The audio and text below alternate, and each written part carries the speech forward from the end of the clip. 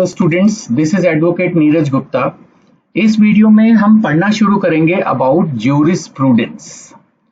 क्या है ज्यूरिस्प्रूडेंस? देखो, ऐसा है, हो सकता है अभी तक आपने काफी सारे सब्जेक्ट पढ़ लिए हों, जैसे लॉ ऑफ टॉर्ट, जैसे कॉन्स्टिट्यूशन, जैसे कॉन्ट्रैक्ट, जैसे बीएनएस। ये सब क्या है? ये सब प्रोविजंस हैं, एक्ट हैं जो एक स्पेसिफिक चीज को डील करते हैं। जैसे बीएनएस क्राइम को डील करता है मेनली और उसकी पनिशमेंट्स बताता है।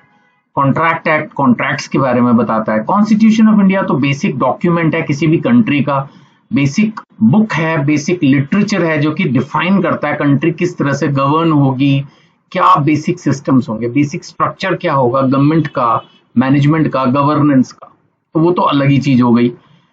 इसी तरह से अब हम बात करें कि सर ज्यूरिस्प्रूडेंस क्या है। ज्यूरिस्प्रूडेंस है थ्योरी।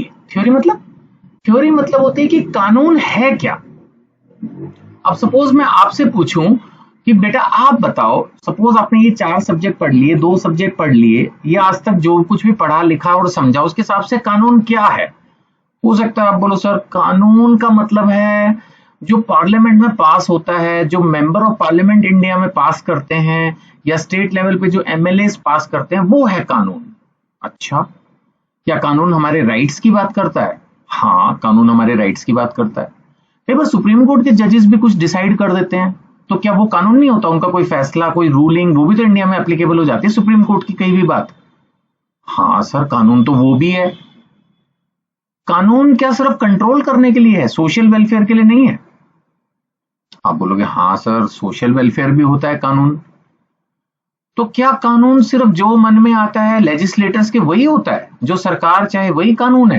तो हमारे इतने पुराने सैकड़ों हजारों साल से कस्टम चले आ रहे हैं, क्या उन बातों को, उन सिस्टम्स को मानना, हमारे कल्चर को मानना, ट्रेडिशन को मानना, जिसको ब्रॉडली कस्टम्स बोलते हैं, क्या वो कानून का बेस बनते हैं? क्या वो कानून है? वो भी तो एक कानून ही है। अरे भाई, तो बड़ी कंफ्यूजन हो गई। फिर कानून है क्या? एक्चुअली ये समझने की जरूरत है कि कानून ये सब कुछ है। Yes, don't get confused. कानून ये सब कुछ है। अब मैं फिर वापस घूम के आऊंगा कि ज्यूरिस्प्रूडेंस है क्या। ज्यूरिस्प्रूडेंस है ज्यूरिस्ट की थ्योरीज, फिलॉसफीज। ज्यूरिस्ट कौन? आप ऐसे मान लो कि एक्सपर्ट, लीगल एक्सपर्ट्स, जिनको कानून का काफी ज्ञान है, वो लोग फेमस है। अब उनमें से किसी ने कहा कि कानून तो वो है जो सरकार बनाती है, किसी ने कहा कानून तो वो है जो कोर्ट में प्रैक्टिस होता है, यानी कि जो जजमेंट्स हैं वो है कानून। किसी ने कहा कानून तो कस्टम्स है, जो कस्टम्स थे वही कानून बन गए। किसी और ने किसी और तरह से कानून को परिभाषित किया। किसी ने कहा कानून का ऑब्जेक्ट ये है, किसी ने कहा कानून का ऑब्जेक्ट कुछ और है। ये है ज्यूरिस्प्रूडेंस। यानी ज्यूरिस्प्रूडेंस में शुरू के 1-2 क्वेश्चन, 3 क्वेश्चन हम समरी फॉर्म में पढ़ेंगे। पहले 2-3 क्वेश्चन समरी फॉर्म में पढ़ेंगे, बट बाद में फिर हम स्पेसिफिक पढ़ना शुरू करेंगे। अलग अलग ज्यूरिस्ट यानी लीगल एक्सपर्ट्स की क्या राय है, what is law, why is law, कानून क्या है, क्यों है, किसने बनाया, उससे क्या पर्पस अचीव हो रहा है। ये सारी बातें हमें ज्यूरिस्प्रूडेंस में पढ़नी है। इस बार हम कोई सेक्शन नहीं पढ़ने वाले कि ऐसा करने से ये पनिशमेंट होगी, या आपको ये कागज जमा करने हैं, या आपको ऐसे ये इतने दिन के अंदर सब कुछ करना है। ऐसी बातें ज्यूरिस्प्रूडेंस में नहीं है। ज्यूरिस्प्रूडेंस में है बेसिक्स, थ्योरीज, कि कानून कब पैदा हुआ, कहां पैदा हुआ, कैसे पैदा हुआ। ये है ज्यूरिस्प्रूडेंस, राइट। और इसमें एक आदमी की राय हम नहीं पढ़ेंगे, हम अलग अलग राय पढ़ेंगे। और जब राय पढ़ेंगे तो अच्छे से डिस्कस भी करेंगे कि वो क्या कहना चाहता है, क्यों कहना चाहता है। और फिर बाद में क्रिटिसिज्म भी पढ़ेंगे कि भाई इसने ये बात कही ठीक है, लेकिन थोड़ी बहुत ये कमी फिर भी इस फिलॉसफी में ये कमी है। बिलीव मी, हम ये फाइंड आउट करने की कोशिश नहीं करेंगे कि सारी थ्योरीज में से कौन सी थ्योरी बेस्ट है। अलग अलग थ्योरीज हैं, सबको पढ़ेंगे, राइट। तो चलिए अब पढ़ना शुरू करते हैं, एक एक लाइन, एक एक वर्ड, जैसा कि हमारा पढ़ने का तरीका है। तो ज्यूरिस्प्रूडेंस क्या हुआ? It is one of the most important branches of legal studies, often called the science of law or the philosophy of law. मेरे से पूछो तो मैं साइंस, ठीक है, साइंस एक्चुअली क्या होता है? Science is a systematic study of anything. So law को सिस्टमैटिक स्टडी करते हैं इसलिए साइंस बोलते हैं. लेकिन फिर भी मैं इसको फिलॉसफी ऑफ लॉ से, अगर मेरे से पूछो, मैं कोई जूरिस्ट नहीं हूं, मैं कोई लीगल एक्सपर्ट नहीं हूं, मैं तो एक सिंपल LLB लेवल का टीचर हूं. बट फिर भी मतलब मेरे को भी अगर अपनी राय देनी हो तो मेरे को लगता है कि jurisprudence is basically the philosophy of law. ये कानून है क्या, फंडामेंटल प्रिंसिपल्स क्या है, सिद्धांत क्या है, कंसेप्ट क्या है, थ्योरीज क्या है, ये है. यहां पर स्पेसिफिक लॉ नहीं पढ़ाते, हम यहां पर पढ़ रहे हैं कि कानून का नेचर क्या है, पर्पस क्या है, ओरिजिन क्या है, कहां से शुरू हुआ, कब शुरू हुआ, और कैसे कैसे ये डेवलप हो रहा है, इवॉल्व हो रहा है. That is basically jurisprudence. What is law? Why does law exist? What is justice? What is relation between law and morality? ये बड़ा इंपॉर्टेंट पॉइंट है. बहुत चीजें कानूनी तौर पर सही होती हैं लेकिन मॉरल ग्राउंड्स पर रॉन्ग होती हैं. मतलब कानून में उसके लिए कोई पनिशमेंट नहीं है. अब जैसे मान लेते किसी ने मंदिर में सेवा करने का प्रॉमिस किया और बाद में वो पीछे हट गया, इसके लिए उसको जेल नहीं होगी. बट ये मॉरल ग्राउंड्स पर गलत है कि आपने एक मंदिर को प्रॉमिस कर दिया, मैं सर्विसेज दूंगा या डोनेशन दूंगा, वो लोग आगे बढ़ गए, फिर दिक्कत आ सकती है आपके कहने के आधार पर. ठीक है, आपने बस वर्बली बोला था, आपने ये भी कहा था कि पूरी कोशिश करूंगा, लेकिन मंदिर ने आपकी बात को मान के आगे बढ़ गए, कोई कॉन्ट्रैक्ट भी नहीं हुआ, वो ठीक है. तो ये मॉरली थोड़ा सा रॉन्ग है, थोड़ा सा रॉन्ग है, बट क्राइम तो बिल्कुल भी नहीं होगा दैट वे. सो यही है relationship between law and morality. ये अलग अलग सब्जेक्ट्स हैं. ये पेपर कुछ ऐसा ही है, इसमें डिस्कशन ज्यादा होगा बजाय स्पेसिफिक एक स्टेटमेंट के ऊपर लड़ मरने का. जैसे BNS अगर आप पढ़ोगे स्पेशली तो उसमें क्लियरली डिफाइंड है, ऐसे होगा तो थेफ्ट है, ऐसे होगा तो रॉबरी है, 5 से ज्यादा लोग होंगे तो डकैती है. वहां पे एकदम वाटर टाइट चलता है चीजें. बट ये BNS नहीं है, ये जनरल फिलोसफी है, जनरल डिस्कशन है. अब हम अगर बात करें meaning and definition of jurisprudence की, तो ये बना 2 शब्दों से, ज्यूरिस और प्रूडेंशिया.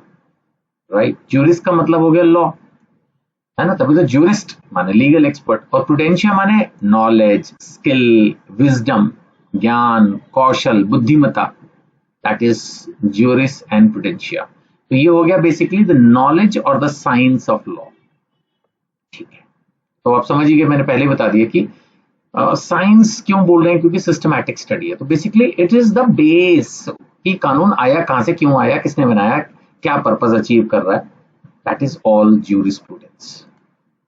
डेफिनेशंस की बात करते हैं तो सबसे पहले जो डेफिनेशन दी है वो सैलमन ने दी. सैलमन की डेफिनेशन क्या कह रही है? Jurisprudence is the science of the first principles of civil law. यानी कि जो शुरू के हमारे सिविल लॉ के सिद्धांत हैं वो दिए हमें किसने? ज्यूरिस्प्रूडेंस ने. राइट, अब हम इसके बारे में थोड़ा सा डिस्कशन करें. तो जो सैलमन है उसने कैसे definition the? He believe that jurisprudence studies the basic principle and fundamental ideas behind civil law. Civil law समझते हैं, क्रिमिनल लॉ होता है. क्रिमिनल लॉ हो गया कि भाई किसी ने क्राइम किया तो उसको क्या पनिशमेंट मिलनी है. लेकिन बाकी सारा मैटर एक तरह से सिविल लॉ में आ जाता है, जिसमें फैमिली लॉ भी आ जाता है, कैसे शादी होगी, कैसे सक्सेशन होगा, यानी कोई मर जाएगा तो उसकी प्रॉपर्टी उसके बच्चों को कैसे मिलेगी, पार्टीशंस होंगे फैमिलीज में तो कैसे होंगे, है ना. इस तरह की चीजें जो क्राइम नहीं है, फिर वो सिविल लॉ में आ गया. तो अभी ज्यूरिस्प्रूडेंस क्या स्टडी कर रहा है? The basic principles and the fundamental ideas. इसको बनाने के पीछे क्या सिद्धांत रहे होंगे, why the law was created. So सिर्फ सेक्शंस और स्टैट्यूट्स को नहीं पढ़ रहा, बट वो पढ़ रहा है foundation on which the laws are made. ये कानून बना, बहुत अच्छी बात है, क्यों बना? अब देखा जाए तो जब हमने बाकी के एक्ट पढ़े तो उनमें बहुत ज्यादा हमने पीछे नहीं गए कि ये कानून कब बनना शुरू हुआ, बीच बीच में क्या चेंजेस आए एंड ऑल दैट स्टफ. अब क्या कानून है वो बेसिकली पढ़ लिया और वो क्या अचीव करने की कोशिश कर रहे हैं ये पढ़ लिया. देखा जाए तो बस यहीं तक है कानून. लेकिन हम अब ज्यूरिस्प्रूडेंस में जाते हैं तो हम उन बातों को भी समझते हैं, foundation on which the laws are made. अब इसमें फिर हम बात करेंगे rights, duties, liability, ownership, justice. ठीक है ना. तो सैलमन ने क्या किया कि jurisprudence explains why laws exist. कानून क्यों है, and what principles guide the legal system. आखिर जो लीगल सिस्टम बना वो किन सिद्धांतों पे बना. That is as per Salmond the jurisprudence is. कौन से ऐसे सिद्धांत हैं जो हमारे लीगल सिस्टम को गाइड कर रहे हैं, राइट। अब एक एग्जांपल हम ले रहे हैं यहाँ पर, जैसे एक आदमी, the law says that a person who causes harm must compensate, तो उसके पीछे वो लॉजिक पे जा रहा है ज्यूरिस्प्रूडेंस। इसका लॉजिक क्या है? जस्टिस एंड रिस्पॉन्सिबिलिटी, न्याय मिलना चाहिए। एक आदमी को अगर चोट लगी है तो जिसने नुकसान किया वही भरपाई करे, ये न्याय है। और साथ में रिस्पॉन्सिबिलिटी भी है, अगर आपने किसी का नुकसान किया तो आप उसको पूरा करो, तो ये आपकी एक रिस्पॉन्सिबिलिटी भी है। चलिए अब हम पढ़ना शुरू करेंगे दूसरी डेफिनेशन जो कि जॉन ऑस्टिन ने दी। This is jurisprudence is the philosophy of positive law. अब इसने कह दिया कि ये पॉजिटिव लॉ की फिलॉसफी है। अच्छा जी, पॉजिटिव लॉ का क्या मतलब है? इन्होंने कह दिया कि पॉजिटिव लॉ का मतलब है laws made and enforced by state. इन्होंने कहा कि भाई जो राजा है या सरकार है वो कानून बनाएगी, जो उनको ठीक लगा वही ठीक है और उसको सबको मानना है। ये है पॉजिटिव लॉ, ये मेनली दिया ऑस्टिन। तो अभी एक्ट क्या होता है? तो पार्लियामेंट में होगा या रूल्स अथॉरिटीज में। अब उन्होंने कहा कि भाई देखो, ये मोरालिटी, नेचुरल जस्टिस वो ठीक है, वो अपनी जगह ठीक है, क्या मोरालिटी है, क्या नेचुरल जस्टिस है। बट इन्होंने कहा लॉ क्या होता है? लॉ होता है ऑफिशियली रिकॉग्नाइज्ड बाय गवर्नमेंट। जो सरकार ने कहा वो पत्थर की लकीर है, वही कानून है। उन्होंने कहा कि nature, source, authority, purpose of law को आप पढ़ो। Why is law binding, who makes the law, why citizen must ओबे इट। आपके पास चॉइस थोड़ी है, सरकार ने अगर कानून बना दिया तो बना दिया, आपको फॉलो करना है। ये थ्योरी किसने दी? ये theory the positive school of law ने, और इसके अंदर मेन पर्सन है एक ऑस्टिन। उन्होंने ये थ्योरी दी। सो ऑस्टिन ने क्या कहा? Law is the command of the sovereign backed by punishment. क्या बोला ऑस्टिन ने? लॉ क्या है? Command of the sovereign. Sovereign क्या है? सरकार, राजा। जो सरकार ने कहा, कमांड माने आदेश, जो कमांड है, जो इंस्ट्रक्शंस है, जो रूल्स हैं, फॉलो करो चुपचाप। नहीं किया फॉलो तो पनिशमेंट होगी। सिंपल है, ये थ्योरी दी ऑस्टिन। अब हम तीसरी थ्योरी पे जाएंगे जो कि है कि ज्यूरिस्प्रूडेंस जो है that is the knowledge of rights. जो भी आपके राइट्स हैं उसकी आपको नॉलेज कैसे मिलेगी, या वो बेसिकली राइट्स का जो ज्ञान है वो जो है ज्यूरिस्प्रूडेंस। अब ये जो थर्ड डेफिनेशन है उसमें हम क्या पढ़ रहे हैं? According to Kant the main purpose of law is to protect the rights of the individual. यानी इनकी जो थियोरी है वो ये कह रहा है कि सॉवरेन को छोड़ो, आप ये देखो कि जो पर्पस ऑफ द लॉ है वो क्या है। इनके हिसाब से जो पर्पस ऑफ लॉ है वो है to protect the rights of the individuals, कि जो इंडिविजुअल्स हैं उनके राइट आपको प्रोटेक्ट करने। सो राइट्स को समझना that is the basic thing. उन्होंने कहा हर बंदे के पास फ्रीडम एंड डिग्निटी है, every person has freedom and dignity. और लॉ का पर्पस क्या है? कि कोई एक दूसरे की फ्रीडम को डिस्टर्ब ना करे। तो ज्यूरिस्प्रूडेंस क्या बोला? ज्यूरिस्प्रूडेंस एक तरह से कह रहा है हमारे लीगल राइट्स क्या हैं, ये राइट्स कैसे क्रिएट हुए, ये कैसे प्रोटेक्ट होंगे, और अगर हमारे राइट वायलेट हुए, किसी ने पंगा लिया, तो वो रेमेडीज क्या हैं हमारे पास। सो यहां पर बेसिकली राइट्स के एंगल से ज्यूरिस्प्रूडेंस को डिफाइन किया। तो अब देख रहे हैं कि जो बड़े बड़े लीगल एक्सपर्ट्स हैं वो अपने हिसाब से डिफाइन कर रहे हैं। सैलमन बोल रहा है कि हमें देखना है कि लॉ क्यों बना, कौन से ऐसे सिद्धांत हैं जिन्होंने लॉ को बनाया। ऑस्टिन ने बोला law is the command by the sovereign. उसने इस तरह से इसको समझने की कोशिश की। वहीं अगर हम डेफिनेशन ले रहे हैं इमैनुअल कैंट की, तो उन्होंने क्या कहा कि ज्यूरिस्प्रूडेंस है नॉलेज ऑफ राइट्स। ये समझना कि कौन कौन से हमारे राइट्स हैं, वो कैसे प्रोटेक्ट होंगे, और अगर कुछ ऊंच नीच हुई राइट्स में तो हमें क्या रेमेडी मिलेगी, कैसे क्या होगा। तो ये सब चीजें हमने जैसा अभी पढ़ा, ये सब चीजें हैं ज्यूरिस्प्रूडेंस में। अब एग्जामिनेशन पॉइंट ऑफ व्यू से अगर आपसे अलग से पूछा जाए, लंबा क्वेश्चन मीनिंग एंड डेफिनेशन के साथ कई बार 20 मार्क्स में आ जाता है, नेचर ऑफ ज्यूरिस्प्रूडेंस बताओ, तो ज्यूरिस्प्रूडेंस क्या है? Science of law. लॉ की भी साइंस है। क्यों? क्योंकि ये सिस्टमैटिकली स्टडी कर रहा है जितने भी लीगल प्रिंसिपल। साइंस में क्या होता है? किसी भी चीज को बड़े थ्योरम्स को ध्यान से बनाया जाता है, पढ़ा जाता है, तो it's a science of law, right. Then philosophical है नेचर में, डिस्कशन तो है ही ना यहाँ पर, हमारे क्या राइट्स हैं, क्या ड्यूटीज है, क्या लिबर्टी है, क्या मोरालिटी है ना, और जो भी लीगल रूल्स बने उनके पीछे क्या आइडियाज हैं, तो ये सब फिलोसफिकल डिस्कशन होता है ना, क्या होना चाहिए, क्यों होना चाहिए, किसने किया, कैसे किया, ये सब चीजें फिलोसफिकल हो गई। फिर एनालिटिकल, हम एनालिसिस भी करते हैं, ये चीज हुई तो उसका क्या रिजल्ट रहा, अगर ऐसा होता तो उसका क्या रिजल्ट रहता। तो यहाँ पर rights, duty, ownership, possession, liability, negligence, इन सब के ऊपर एनालिटिकल डिस्कशन भी चल रहा है, राइट। इसी तरह से सोशल, सोसाइटी पर क्या इंपैक्ट है, आप लॉ और सोसाइटी के रिलेशनशिप पर भी डिस्कस करते हो, तो ये डेफिनेटली ज्यूरिस्प्रूडेंस जो है वो सोशल भी है कैरेक्टर पर, सोशल इन कैरेक्टर है। कैसे, जैसे मैंने कहा कि हमारा जो समाज है वो कानून से किस तरह से प्रभावित होगा, ये ज्यूरिस्प्रूडेंस में हम स्टडी करते हैं। देन डायनेमिक है, ऑब्वियसली लॉ तो हजारों साल पहले बनना शुरू हो गया था, ग्रो होता रहा होता रहा होता रहा, धीरे धीरे आज आप लेटेस्ट लॉ पढ़ रहे हो, तो लॉ कैसे इवॉल्व हुआ, इन सारी बातों को भी ज्यूरिस्प्रूडेंस की बुक्स डिस्कस करती हैं कि जैसे जैसे लॉ चेंज हुआ, जैसे साइबर लॉ के बारे में शायद आज से 100 साल पहले कुछ लिखा ही नहीं होता होगा, बट आज है, नहीं?